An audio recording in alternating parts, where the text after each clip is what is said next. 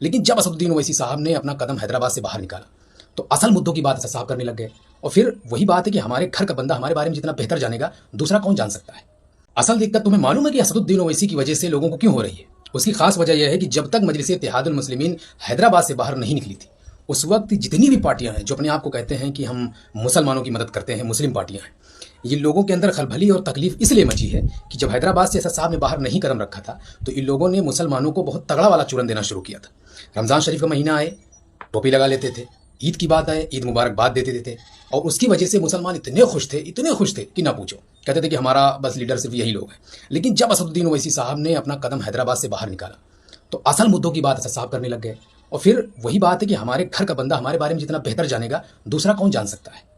और असद साहब ने जब मुसलमानों की बात बेहतर तरीके से करना शुरू कर दिया, यहाँ तक कि पार्लियामेंट में हमारी आवाज़ें पहुंचाने लग गए, तो इस पर इन पार्टियों को तकलीफ इसलिए होने लग गई कि जो हम चूरन देते थे अब उससे काम नहीं चलने वाला, क्योंकि ओवैसी अब वो काम कर रहे हैं जो हम लोग नहीं कर सकते।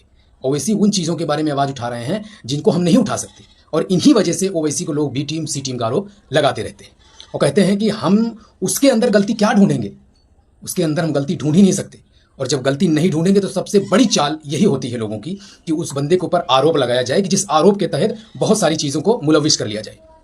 और खास करके वजह यही है कि दीगर पार्टियों में तकलीफ यही है कि ओवैसी उन मुद्दों को उठाता है कि जिन मुद्दों को अगर हम उठा लेंगे तो शायद हमारे दूसरे वोट खत्म हो जाएंगे। हमारा जो वोट है दूसरे लोगों को, दूसरे बिरादरी का, वो हमारा वोट खत्म हो जाएगा। और इन वजह से इन लोगों ने बाकायदा इन लोगों के अंदर तकलीफ मचना शुरू हो गई कि ओवैसी जब प्लेटफॉर्म पे बाहर आ चुका अगर ये बंदा, तो हमारी अब दाल गलाए नहीं गलने वाली। और असल बात असद साहब से नफरत करने की लोगों की सिर्फ और सिर्फ यही है।